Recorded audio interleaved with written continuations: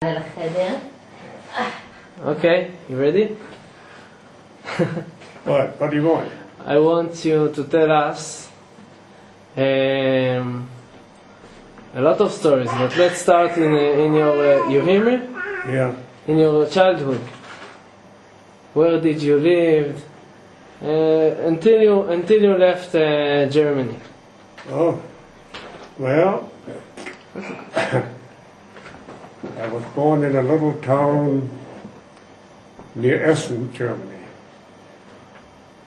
in 1922. I went to school in 1929. It was a Jewish secular school. Jewish secular? It was a Jewish school, yes. In Germany they had a law that requires each religion to have their own schools. So I went in that school for 8 years, and I wasn't a bad student. So it was a big city or a town? Well, it was the name of the city was Gelsenkirchen, which was an industrial town. Over 300,000 people there, and they had a lot of coal mines and some ironworks and a lot of industry. Weren't too many Jews. We had a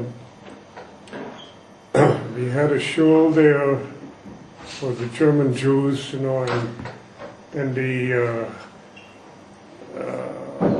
what they call the Ostjuden, the Jews from Poland and so forth. They had their own.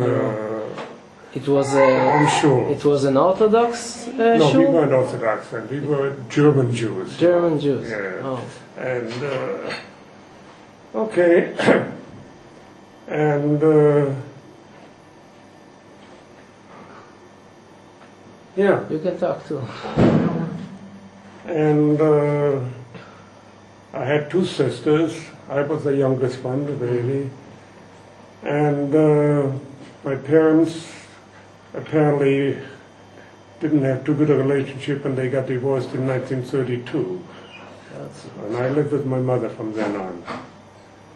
And then in 1930... How old were you when they got divorced? I was at that time was 10 years old. 10. Yeah. It was hard? And It was hard for you?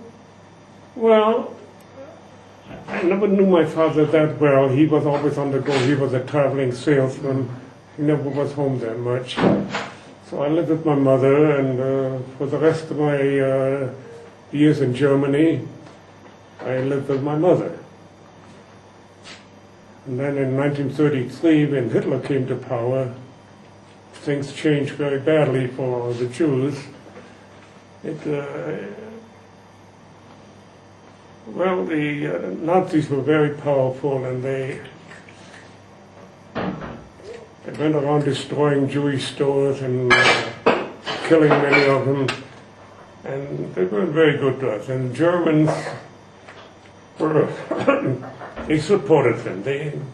They wanted a powerful man, and they found him there.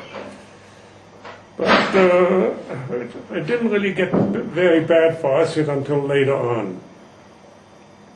In 1937, I graduated from this Jewish school, and I got a job in a hardware store in another little town next to my hometown. And I worked there for a year, and in the meantime, my mother had found out that there was an agency that worked to take Jewish children out of Germany into America, and she applied for me for that. And my application was approved in 1938, and in February 1938 I left Germany to come to America. You wanted to go? Well, the question was this, Sdabir. It wasn't the question what I wanted, but I realized, I was told by everybody, I had no future in Germany because the Nazis were so down on the Jews, and I had a better future in America. And my thinking was, if I ever succeeded in America, then I could bring my family over. Little did we realize what the Nazis were going to do. So I came to Omaha in 1938. Okay. You remember the Nazi government? Yes, you I saw remember it very in your well. eyes? Very You can well. tell us some stories about it? They were marching almost every night. They were marching with torches. Every night? Almost every night. They had a show that they were the power, and they were. And if they realized you were a Jew, it wasn't very good for you. And all the friends and playmates that I had, they were all, of course, going. Practically all Catholic, because I lived in a neighborhood was pretty much Catholic. And I remember very well one good friend that lived next door to me. His name was Fritz, I remember him. And he called me over one day to his house and I said, Ernie, I have to tell you something. I'm very sorry to tell you this, but I have to join the Nazi youth movement, the Hitler Jugend they called it, and I won't be able to have anything to do with you anymore. And that hurt me very badly. But there's nothing I could do. So from then on, I was pretty much on my own. How old were you when he went to Well, Germany? let's see, I was about 14 years old then. But when I came to America, I was already 15. I had just turned 15. He did it because he wanted to join the Nazi party, or? Well, my mother felt that I had a better future in America. No, your friend. Oh, he? He wanted, or he was forced? Well, he was forced to, because he was joining the Hitler Youth, and they were told no Jews. And that happened all over. The Jewish children simply lost all their friends. What happened in your house? Your mother, what did she say? Well, we lived in an apartment, and of course my mother had no support. She was on welfare. So, when I took this job, I made a little money and I helped that way. Hard to believe, I was making 15 marks a month. 15 marks a month. That was a lot of money actually then. Yeah. And, well, in those days. And we lived, that was all I can say. And what did you say about the situation with the Nazi party and Well, like I said, it was difficult to be known as a Jew, because even your Gentile friends, for them it was dangerous to be acquainted with Jews, so they avoided us. And the Jewish business were all, well, almost all destroyed. I had a few friends whose parents had good businesses, and the Nazis came in, destroyed everything. I can remember my 4th grade teacher in that school, Leon you might have. His father had a shoe store. And one day, Leon came to school all bloodied up. Well, we found out what had happened. The Nazis has come into his father's store and started breaking up things and beating up his father, and he tried to defend his father, so they beat him up too, and he became all bloody. Yes. So, and there was a big Jewish department store. 2 of them were big Jewish department stores. The Nazis took over. No compensation. Took over? No, they took it over. They just took it over and ran it. The Jews were kicked out. In fact, Erna worked for the Goldschmidt. They owned that Outback store that I told you about. And, it's a fork restaurant. And what happened that your mother decided that she wants to take you out of Germany? Because she realized that I had no future in Germany. Because the Nazis, you couldn't go any place. You couldn't go on to higher schools anymore. In fact, you were lucky that they left our school alone. So, she didn't thought about going? The what? She couldn't go to America too? No, this was only for children, Jewish children. And like I said, I was hoping that once I get established in America, I could bring everybody over. But we had no idea the Nazis would do what they do with the camps. In those days they had concentration camps, but they just, they had Dachau, but in those days they just kept them there. They didn't do any killing yet. That killing came a little bit later. Okay, so in 1938 you go to America. In 1938 I left Germany. How was it? Oh, it was lovely. I enjoyed the trip. Yeah? An American ship, the SS Manhattan. And I remember one special thing. The first day, the first morning, the waiters came along and put something in our plates. What was it? Cornflakes. I never had an idea what cornflakes were. And they showed us and we started to love them.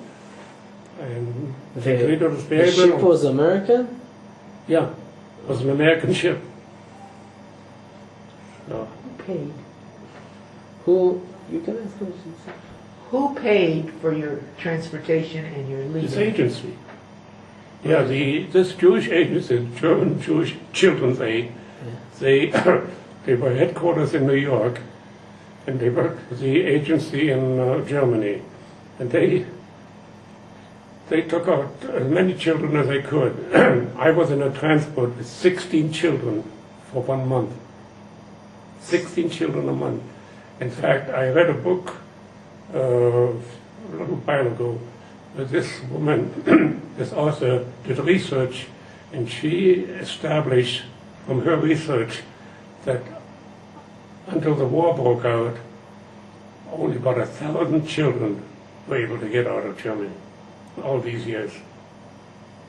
So they paid everything. It wasn't a ship that they sent to Germany. Yeah. They paid your ticket on the ship. And they arranged for a family in America to take us in. Oh. So when we came to America, we knew where we were going. So where did you go? And I was told I had a family in Omaha, Nebraska that would take me in. Where was Omaha? Now, Omaha was about halfway across America, on the Missouri River. On the center? Yeah. It was a nice town. It was about 200,000 people at that time. And in fact, I became very close to their son. That son has children. He has a son here in Jerusalem. We still are in touch with him. Oh. Yeah. You lived there in, what's the name of the family? Omaha. No, the family. Oh, the family? Leica. Like Leica. a Jewish family? The Jewish family, yes. Oh yes, they only asked for Jewish families to take them in. They were a secular family? Yes, yes. Like you, Jewish American? In America, you didn't have very many from families yet at that time. How much time did you live there with this family? How long did you live there? 1938. And I went to school there. I went to high school. I graduated from high school in 1942. Went to the University of Nebraska. And then in December, I was drafted in the Army. 1942. 1942. So all these 4 years you live there in this family? I lived with them, yeah. 38, 39, 40, 41, 40, actually 5 years, close to 5 years. And how do you respond to the news you hear? Well, they were, the mother in the family was very good to me. The father had a few problems. He wasn't too thrilled to have me there. But the rest of the family I got along very well. All this time you live there, you hear news from Germany? You know what is going on in Germany? Nobody really knew what was going on with the Jews. So they knew they were hard on the Jews, but they didn't know they had these killing camps. How many years was it that you heard from your mother? Well, I kept in touch with my mother all that time while I was there, but but when the war broke out in 1941 with America, I lost all contact. She stayed where she lived? The last thing I heard from her was that she was being transferred to the east, which was, I think, 1941, I think. 1941. And that's the last I heard from her. And the next thing I knew was after the war that she had been sent to Riga. Like all the Jews in my town there were sent to Riga. Where is it? Riga. Riga in Latvia. There was a camp there. There was a death camp. Extermination camp. When you were when you lived with this family, you didn't know there are sending Jews to the east. You didn't know anything. No, we had no idea of that. I mean, what I heard from my mother that they were just being sent out to get them out of Germany, but it was nothing about camps. What did you thought when you heard you got the letter? Well, they didn't really know what to think, because they didn't know. We knew that the Nazis wanted to get the Jews out of Germany, but we had no idea, nobody had any idea that they were sending them to death camps. I mean, even though Hitler didn't really make a secret that he wanted to eliminate the Jews, but nobody in the world thought that the Nazis would do what they do. That's how they were able to kill 6 million of them. Tell about your sister. My older sister was in Holland. She married a Dutchman. And when the Germans invaded Holland in 1941, 42, I don't remember the year, of course, the first thing they did, rounded up all the Jews. And my sister had 2 children. They were sent to Auschwitz. That was the end. Her husband was Jewish? Yeah. Yeah. He survived. My other sister, my younger, the sister next to me, was also in Holland, but she was hidden by the Dutch underground. And she married the Dutchman that saved her. Not Jewish. So they survived the war? They survived the war, and I brought them to America in 1949. And they lived in, they both died in America. They had families there? Well, they had a son, but I lost, when we came here, I lost all touch with him. He was not a Jew, and officially he should have been a Jew because they had a Jewish mother, but He wasn't. So, what else can I tell you, Bill? Well, 1942, you joined the army? I didn't join, they took me. They took you. You didn't want to go? Well, I had my basic training in the field. Did you want to go? We had no choice.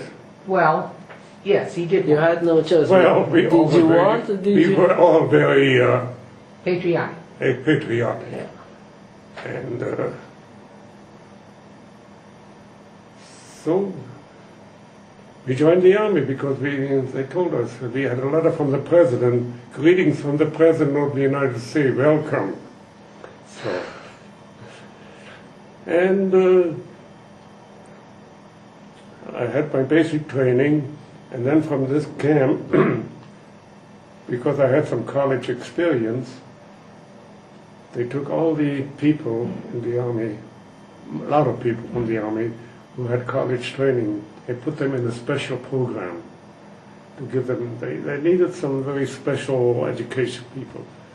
But that lasted for about, 1943, lasted about 9 months, I think. And from there, I went to Texas in the infantry. Okay. And I had infantry training in 1944, that's 1944 already. And from there, my commanding officer recommended me for officer school. I went to officer school in Fort Benning, Georgia. All this time you're in America. It's in America all this. Yeah. Okay. So I became an officer in the American Army, second lieutenant. And then I was sent to a camp in Arkansas. Where I had some more training there, and because of my language, I was recommended to go to the intelligence school in Camp Ritchie, Maryland, because they needed people to question the German prisoners.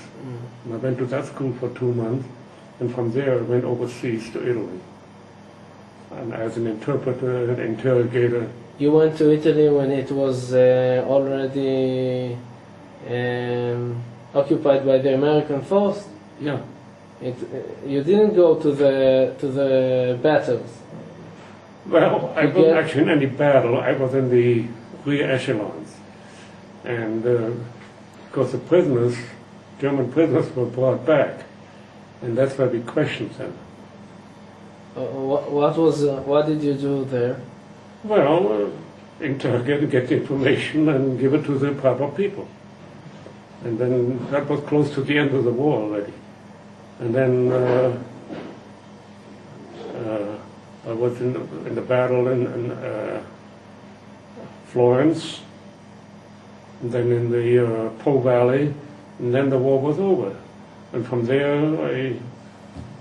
I was sent to Austria because they needed all these interpreters to gather information. And I was put in a unit that was sent out people, collect documents and all kinds of evidence that we could find for the war crime trial. Tell about General Wolf. Oh, my general. While I was still in Italy, the war was over, I was still in Italy.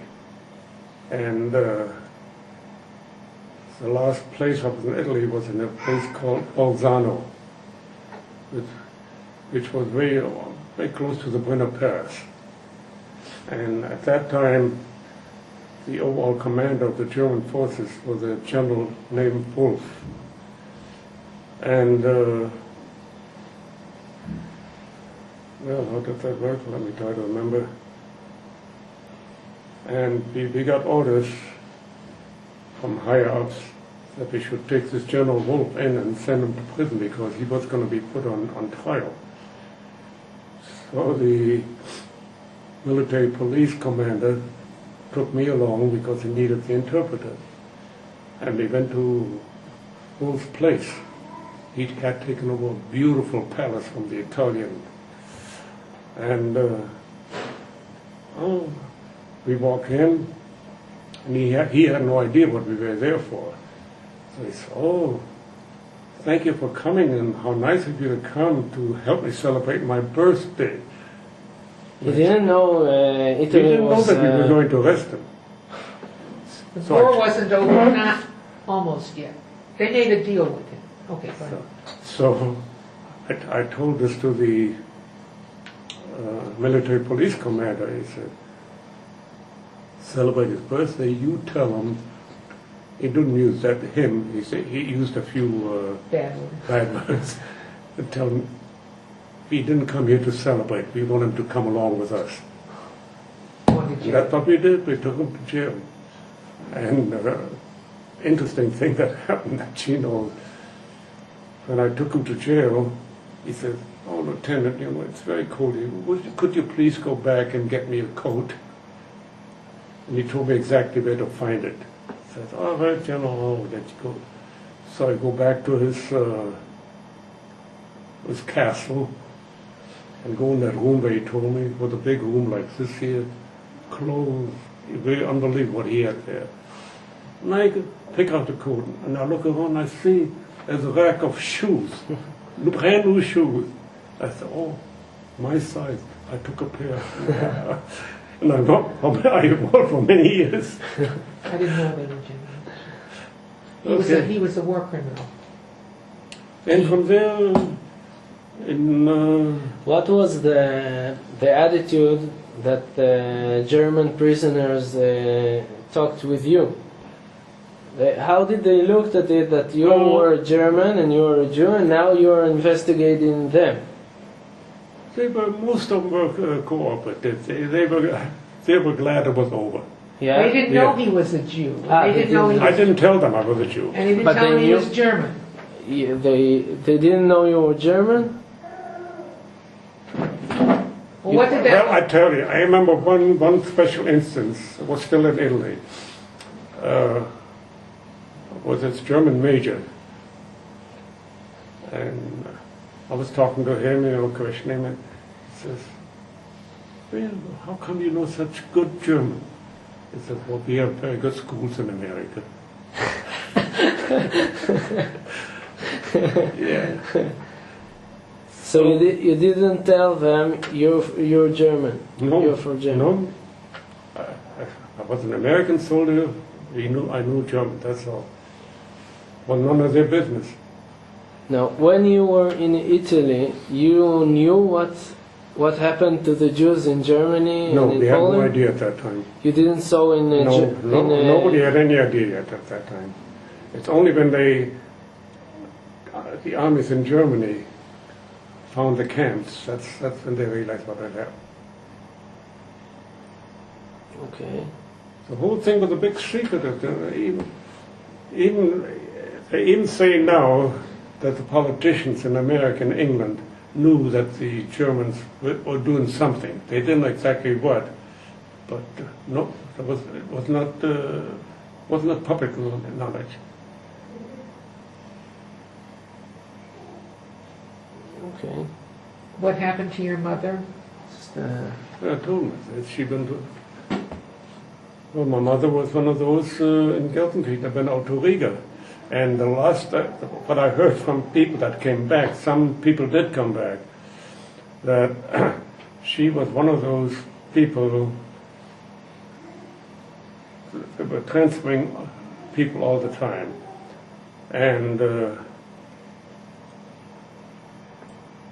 one day they came around and said, "Come on, you, get on this truck, we're going to send you further east."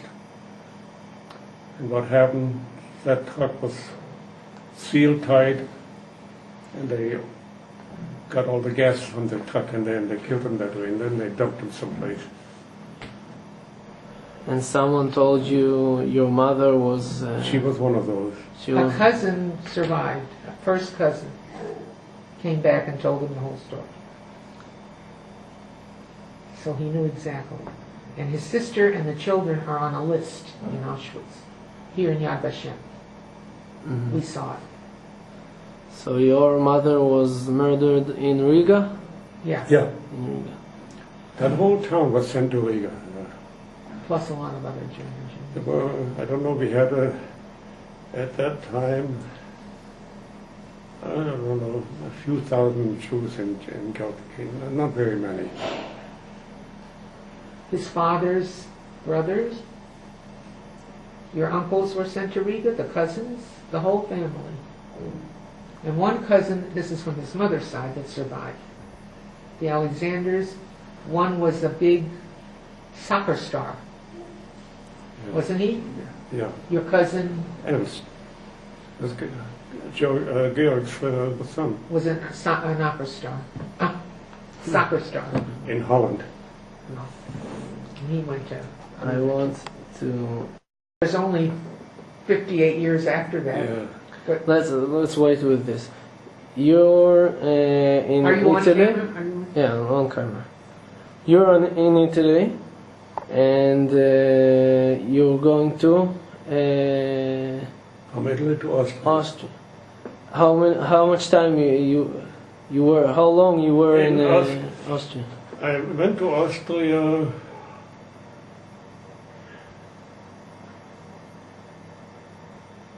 Oh, I'm trying to think.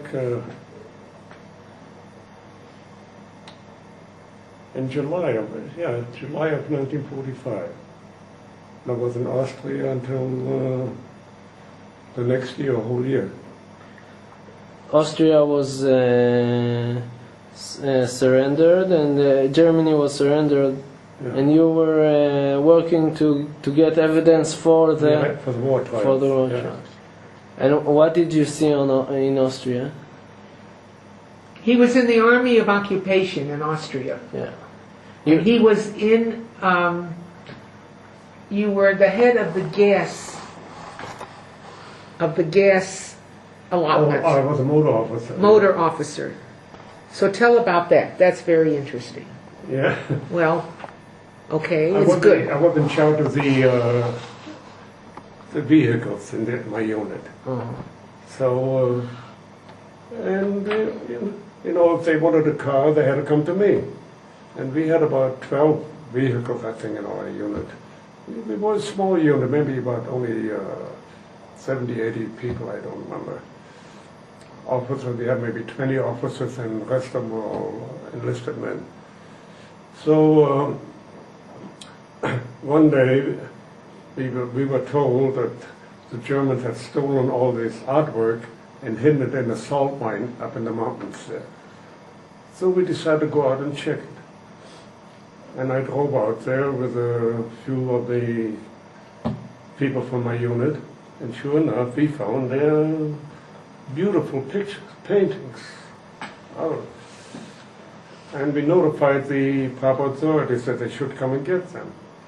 And while I was there, my sergeant comes over and said, "Lieutenant, I found something for you."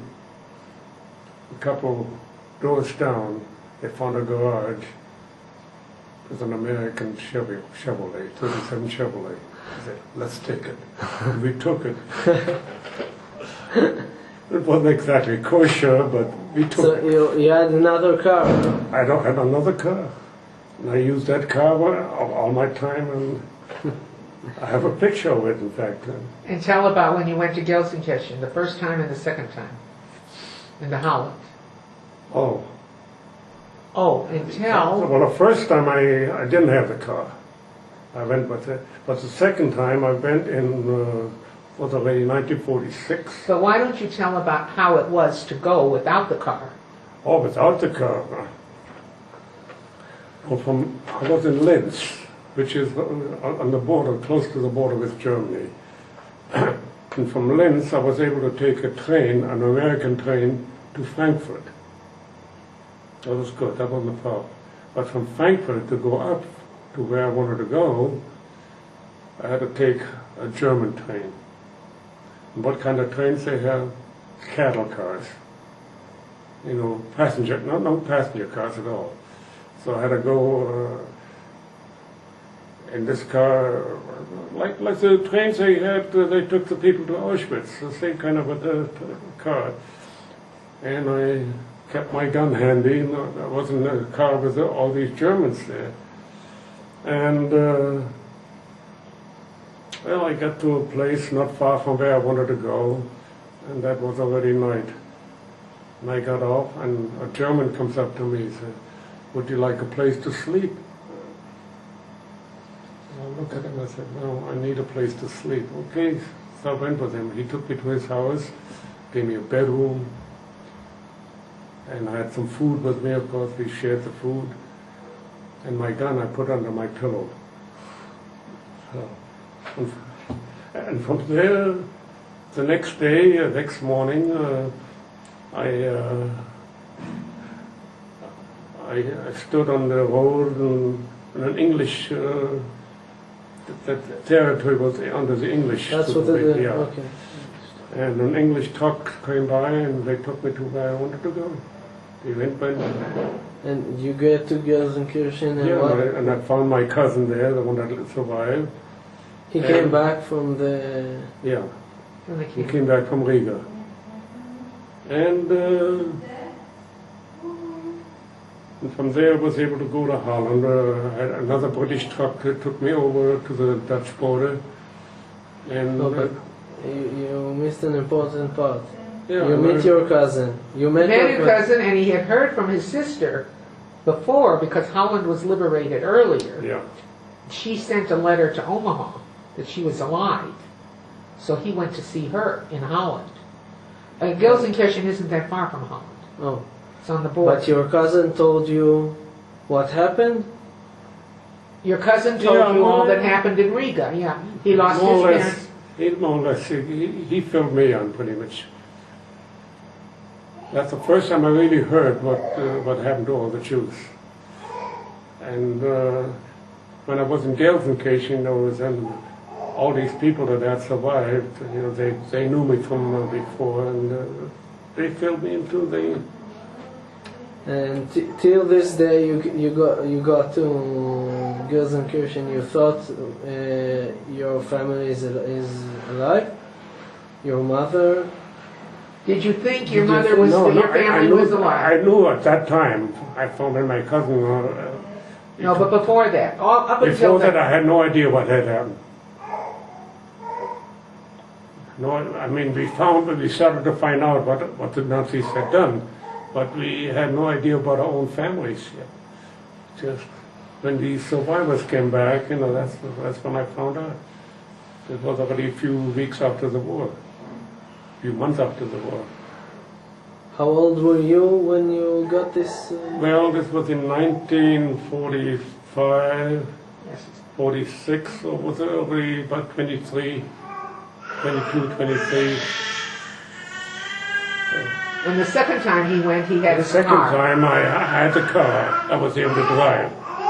The roads were better. Things were fixed up. And I took my cousin along, and the funny thing is, I gave him one of my uniforms to dress up, and we came to the Dutch border, and the English were controlling the border then. So, I told him I didn't say he was my cousin. He said he was my orderly or whatever.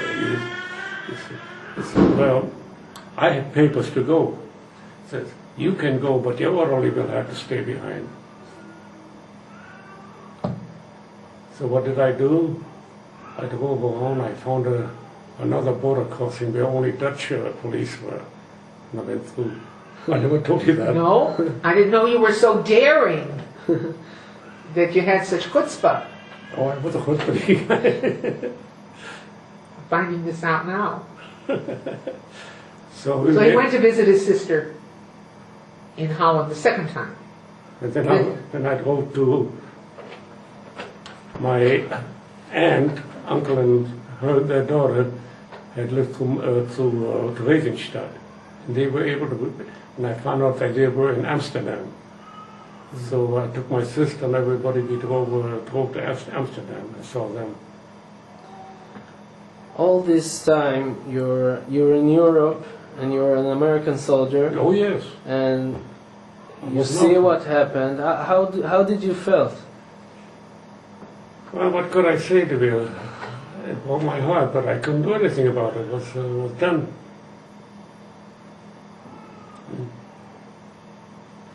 You weren't angry. You weren't depressed. Well, that's why we're working very hard to bring all these people to trial. And my unit found a lot of stuff. Shdvir is asking if you weren't angry when you found out, you weren't Well, angry. depressed, you didn't have any emotion. What did you feel when you found out about your mother and your sister? What could I mean, I felt, How did you I felt feel? terrible. But nothing I could do anymore. That's why we worked very hard to get us all the evidence, to get as many people to get punished. And Tell the condition of what Germany was in when you were there.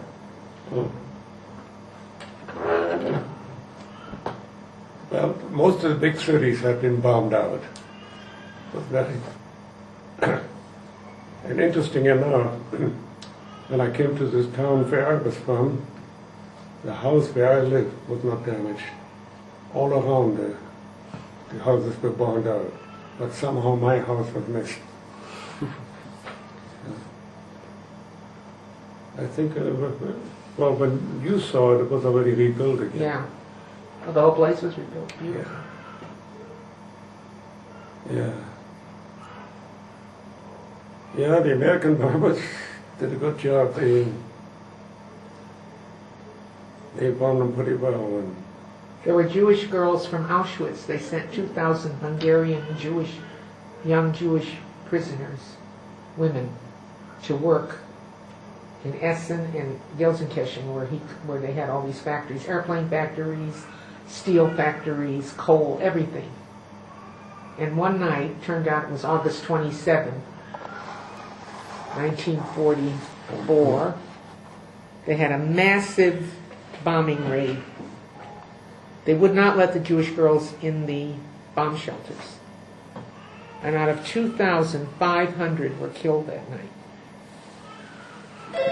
And the other girls had to go out and pick up the body parts. They made them do that.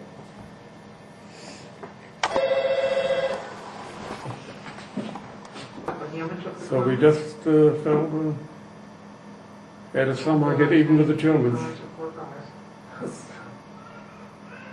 Okay. So what else is new? You got. When did you get back to America? When did you get back to So America? take the car and go.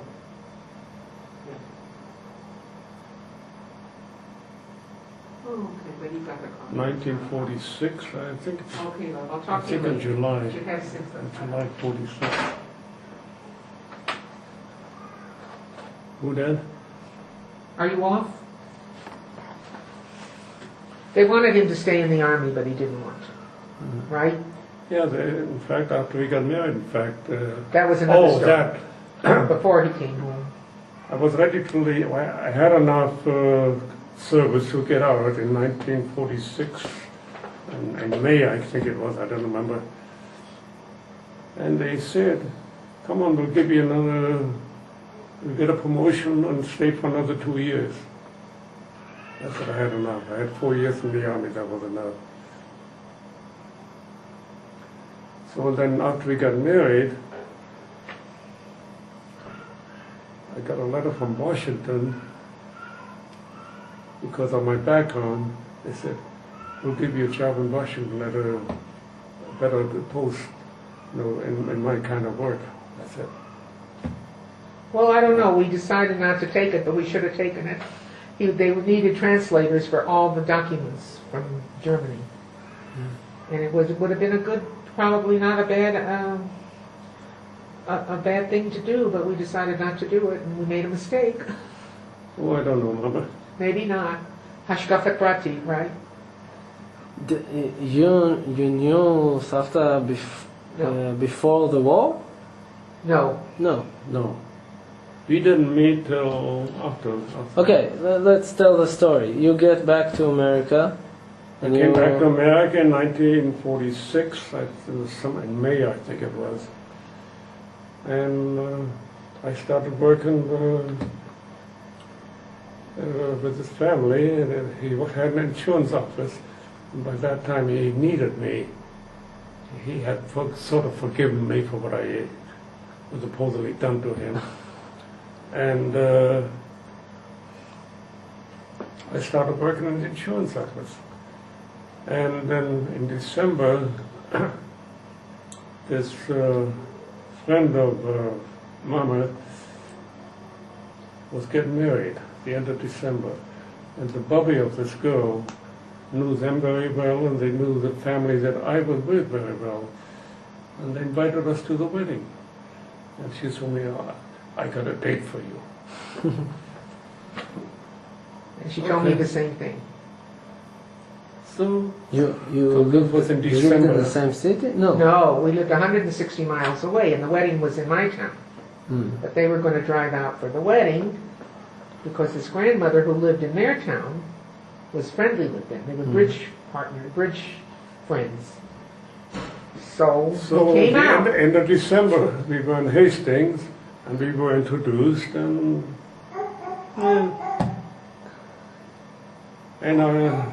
my foster mother told me, why don't you invite her for New Year's? A few days afterwards. All It's a right. big yontif in America. So I did invite her, and she wasn't too anxious to come. But You her were mother- 24 I was Yeah, 24. just 24. and you In were December. Was 24. 70. Okay. And her mother told her, why don't you go and have a good time? So she came to Omaha for New Year's, and somehow it clicked with her. That was the beginning. We got engaged, Pesach, 1946, 47. So how much time after you met? About 4 months after we met. Four months. No, we got married 8 months later, in August. No, End of August. engaged. 4 months. Engaged, yeah, his son. At the And- Seder. And somehow we stuck together for 58 years. And she's still talking to me. Sometimes. Well, when I met him, it was very sad for me to imagine that there was a Jewish person in the world, anywhere, that didn't have family. Family was like something. I lived in a small town. There were maybe 10, 12 Jewish families. Don't know exactly. But families were very important to to the Jewish culture, to the Jewish tradition. And here, this lady that made the date tells me he's lost his family and he's an orphan, so on and so forth. And I said, that's so sad. How could anybody that's Jewish not have family? So when I met him, I was working in this ready-to-wear store as a sales lady, after school and when I had time. And he came into the store with his foster parents, and we were introduced, and I was working. And then after a while, he said he wants to go over and pick out some clothing for his sister in Holland, and she had a baby boy. Would I help him? And I did help him. He told me approximately what size, and he bought a dress, and he bought some other things. He bought things for the baby, shoes and clothes. I remember he wrote a check for $30. Now that was not a cheap, that was considered okay money. That was not a little bit of money. And I was very impressed with that. To be concerned for your sister way over in Europe and a baby and to spend money, I thought that was very noble and very special. But the whole weekend I was part of the wedding party that they have in America, And we were like sort of together here and there. And I didn't think he was such a great company, But when he asked me to come to Omaha for New Year's, I didn't want to go. I told him I'd let him know. And then when I mentioned it to my mother, she said, why don't you go and have a good time? They're all lined up, all these boys outside waiting to take you on a date. You got a chance to go on a date. So I realized it's better to go out. Wasn't much of a compliment to me. But I said, okay, I had a way to get to Omaha. And that was Christmas vacation. We had a whole 2 weeks, a whole another week time off. So I would go. And he was wonderful. He was really wonderful. He was such a gentleman. He took me out to the nicest place in Omaha, a hotel with drinks and dancing and, like in America, secular people do, romantic, very nice. And that was really the beginning. It didn't take long before we decided. Of course, my parents were not happy that I was serious about someone. They liked him. They had met him. at the wedding and everything. But I was not even out of high school, so they didn't think that was such a good idea. But the whole time we lived in Hastings, they were worried that we would marry non-Jewish people. And here comes a nice Jewish man, says he wants to marry me. So how can they say no?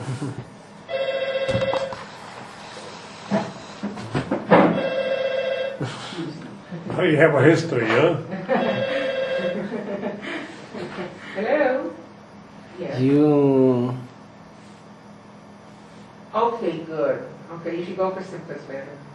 Okay, thanks for calling. Bye. Okay, so now it's official. We tell the story to all the kids. Did you hear this story before?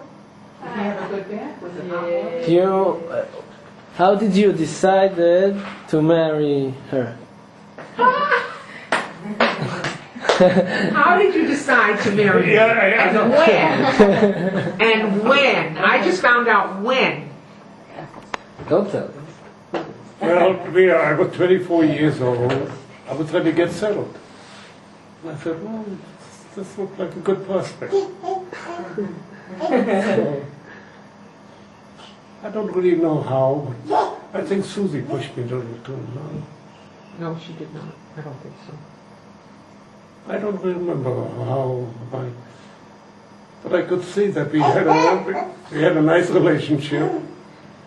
We got along very well. I said, well, why not? Why? Why not? And the girls that I knew in Omaha were nothing that special. I had a date with one especially. What's her name? Never mind. Don't mention it. You knew her. I knew And And somebody told us later, after we were engaged, that some mothers in Omaha said, "Why did he have to go to Hastings to find a girl? There's not plenty of girls in Omaha." Because he was very, very handsome and very what we call eligible.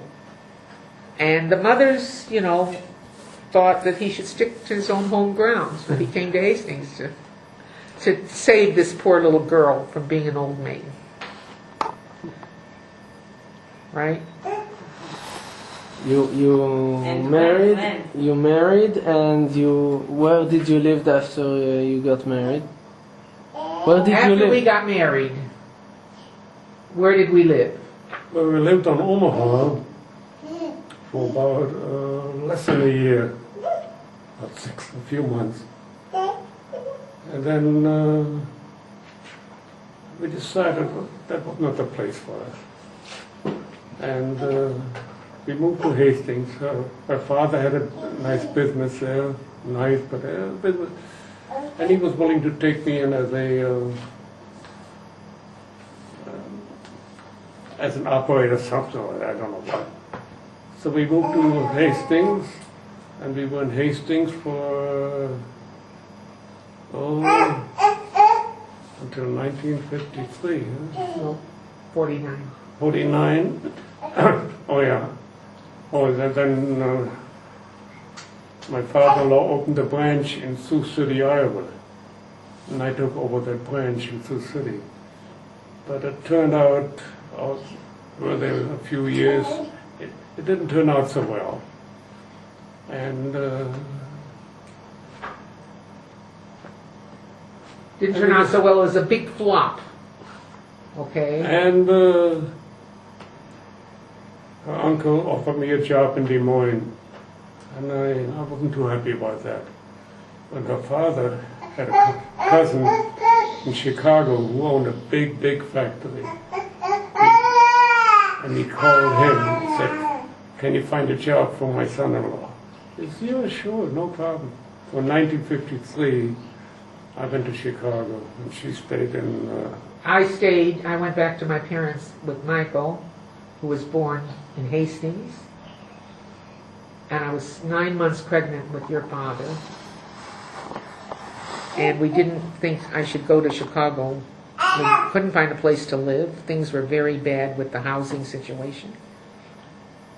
So we decided he'd go and he'd start work. And I'd go back with Michael and have the baby in Hastings again. and until he found a place.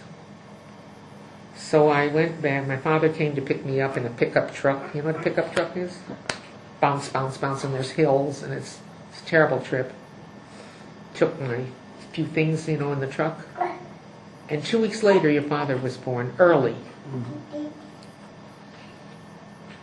And my mother and father made a very nice brit in the house for your dad, but he couldn't come. We just couldn't afford it. So he wasn't there at the brit. And the baby was 5 weeks old. He found a place just before Rosh Hashanah. He found an apartment.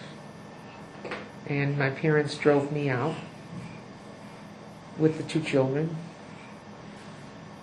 And my baby sister went along, and they stayed with us over Rosh Hashanah. We had an apartment, and it was okay. I liked Chicago. I was very lonely. He went to work, and I was home alone with the children. I didn't know anybody. It was kind of a hard few years. But I think we were happy. We were together. We had our little children, and we were okay, And then we lived in Chicago 14 years. Philip, David, and Danny were born there. We went to school there. We got our education there. Late. So in 48, the country of Israel was established, and you heard about it, you knew about it, of the state of Israel? Well, we knew about it, what the news, but not much. I mean, okay, the Jews have a country now. And we were connected to Israel because my mother had a sister and her family living here, and she was always very close with them. You never thought you will find yourself we didn't really think Israel would last very long, because we knew the Arabs were so strong, they were all attacking Israel. So we didn't really have much hope for them. And, as time went on, and, Mordechai, Michael, he got involved with the Dati part, and he convinced us that was a future for us. So in 1979, we had moved to New York in the meantime, in 1967. Why did you move to New York? Well, I was teaching in Chicago in a black school. But nothing special. And her sister was in New York already. And she said, why don't you come to New York? We have good schools here. So one summer we went for vacation, went to New York. And I checked the schools in that town, in Spring Valley, New York, and I was able to get a job there. And the pay was much better, schools were nicer, so we decided we moved to New York. And in fact, it almost caused a divorce. She didn't want to move. But we moved. And, and it turned out much better in New York for us than we were before.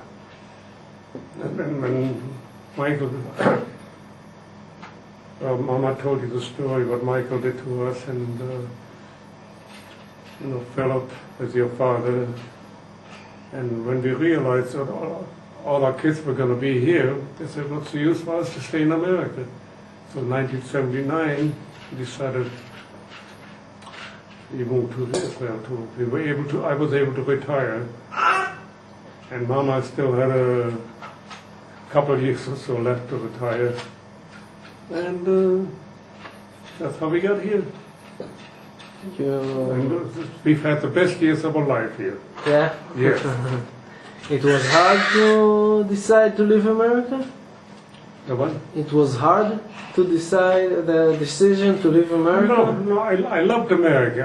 I was very much an American patriot, you might say. But we realized all our children were here. What's the use for us staying in America when the kids are here? And in 1975, we had a visit here, and then when your father got married, and we could see that this was the future for us. there's another story about Israel. I had an uncle, by marriage, who brought a cousin over from Israel. She lived on a kibbutz, and he brought her over. Michael was about a year and a half old. And we went to meet her in this town where my aunt and uncle lived. And I spoke Yiddish with her. She didn't know English. She was from Europe, and she had run away. Before the war, she was in Israel a long time. She claimed she was part of the swamp draining people, the Hula Valley. So she was here since the 20s, but this was in the early 50s. And he brought her over because he really didn't know her. And he didn't have much family. And Ernie was there, and Michael was little, a baby. And she says, you're the kind of people we need in Israel. She said to Sadie and me, to Sab and me, why don't you come? And we weren't doing anything so great in America. I mean, it wasn't so fabulous. So I turned to him and I says, it sounds very good. Maybe we should think about it. No, he said, there's no place like America. And of course, that was the end of that. Until 1975, when we came on vacation, and Mordechai was here with, Leora was 5 months, and Aaron was like 3. And he just fell in love with Israel. Just absolutely, Israel floored him. He didn't expect it to be what it was. And Philip was here, he was in the army already. And we brought David and Danny, and they tell us, David and Danny, that it's our fault that they wanted to make Aliyah because we brought them here in 1975, and that was made up their minds for them.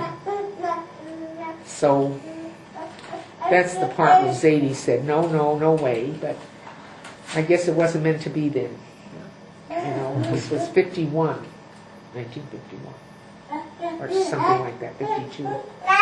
Well, we were a young couple, What would have been so terrible if we had come? You're not sorry we did it. I guess. Yeah, that's Moshe. What did you say? I know, as far as my father goes, He had a brother. he had a brother that lived across the street from us in Gelsenkirchen. And from him I learned that after my parents were separated, that he had gone to France in the 30s, I don't remember exactly, 1934 or so, and he got married again. I never heard from him again. I lost all track of him. But not long ago, your father and your mother were at the Yad Vashem, and he told me that he asked about my father and everybody, and he found his name in the Yad Vashem, that he had been sent to Drachny, with a French concentration camp.